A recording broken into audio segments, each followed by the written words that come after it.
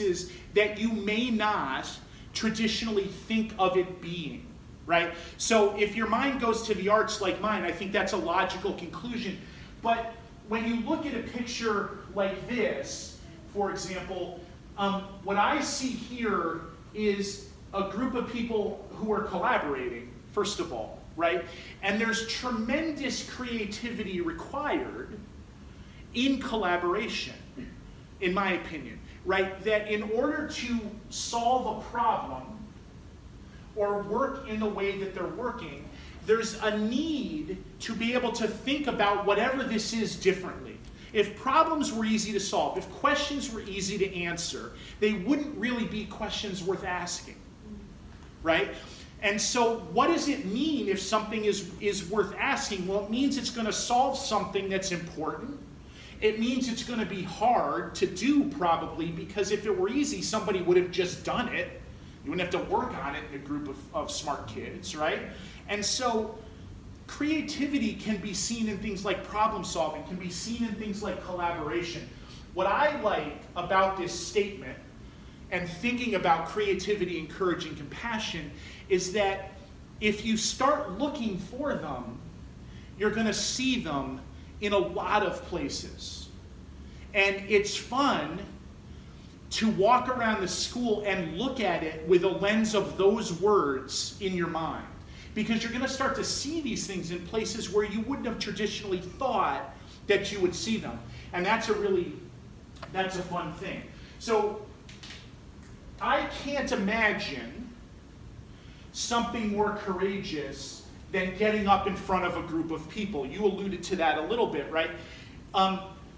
You're going to get up in front of a group of people and you're going to do whatever it is you're assigned to do, right? You're going to sing, you're going to give a speech that you've memorized, you're going to talk at biographer's tea about this character that you've really come to almost become, right? Because you've done so much research about this person. And you're going to talk probably to a group of people. And all of that takes a lot of courage. None of that is easy. And when I walk around here, I might see more of this than anything else. I walked into the kindergarten the first day, right? There is no more courage than going to kindergarten your first day of kindergarten, right? If you remember that, there is nothing more courageous than getting out of that car or staying in that classroom when mom or dad or whoever leaves, right? I watched Mrs. Stem read a book to the kids about the raccoon who went to school and for his first day, and his mom had kissed his paw and he was supposed to rub that on his face to remind him of how much his mommy loves him when he was off at school for that whole day. And it was courageous for Mrs. Stem to read that, because the minute she read that, I want my mommy. And I thought, boy, that took courage. And watching her, and if you want to see creativity, watch Mrs. Stem convince your kid that they don't want you, that it's okay with her, right? This isn't only the kids who demonstrate these things. But kidding aside about that, think of when you first went to school. Think of your first day at a new job. Think of the last time you went into a situation that was different, that felt foreign, to use that word. Think of that. That takes real courage, right? Trying a sport that you've never tried takes courage. Doing something that you don't know if you're good at takes courage. Those chances happen here all the time, by design. I have talked a lot with this group in the past about my desire for your kids to be uncomfortable, right? And that sounds like the wrong thing for me to say to you. I know it makes Marnie very nervous when I say that.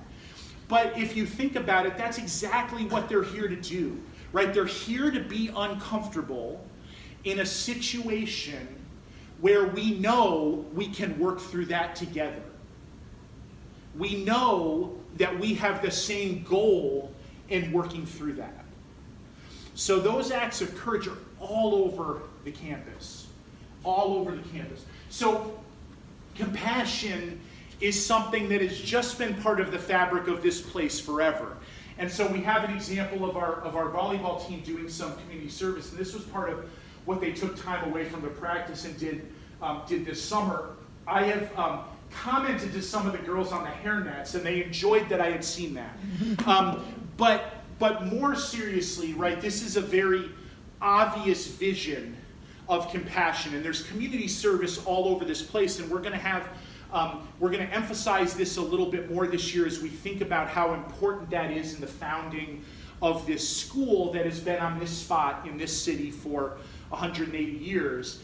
And so there's that image of compassion, which I think is an obvious one, and a great one, and one we can all relate to, because our kids have a really, really good sense of the world around them and what is happening in that world.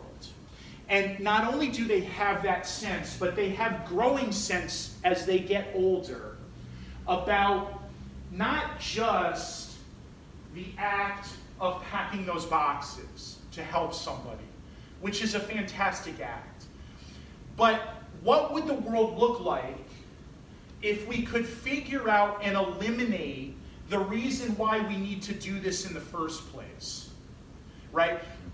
Real, true compassion, I think, and we think, goes beyond packing those boxes, but also thinking about, why does a situation exist where the richest country in the world has people who can't feed themselves, right? Why does that happen? What can we do about that? So when we go back and we think, when we think about this statement, and this is our faculty and staff in support of this statement, when we think about the future, we can pack boxes every day, right? And that's a great thing to do. But we can also think about what we could do so that that doesn't have to happen. And that's an even more important thing to do, and that's the kind of thinking. But I want to go back to this word, and then I'll stop soon. So this is another case where there are really obvious examples, and then there are ones that are not so obvious, right? So I watched the other day some upper school kids walking across campus over to the cafeteria while the younger kids were out playing at recess. And there was one younger kid ran up to their big brother, I think from last year, gave him this big glorious hug, and they hadn't seen each other all summer.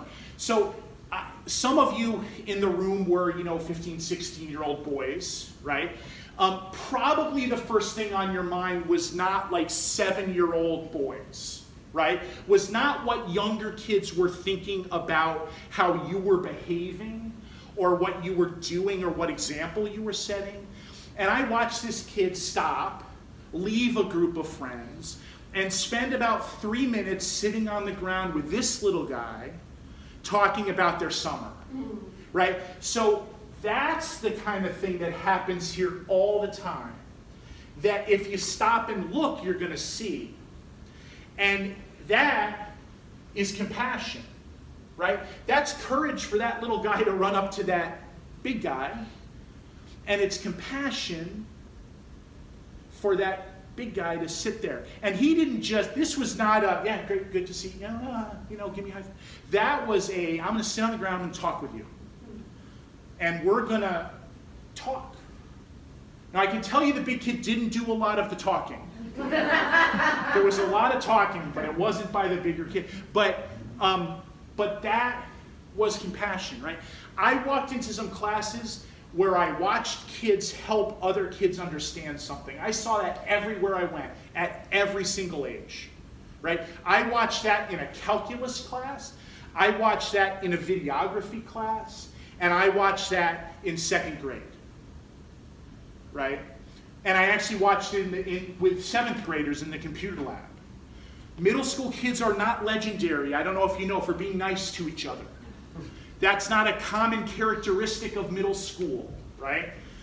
But I watched these kids help each other figure out how to log on to the computer system. This was on the very first day. These kids did not, this was a bunch of kids helping someone who was new to the school, right? This wasn't 2 kids who were friends who spent all summer playing together who were helping each other. This was a group of kids helping someone who was new to the school.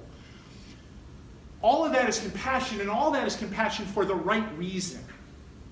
This isn't charity compassion, right?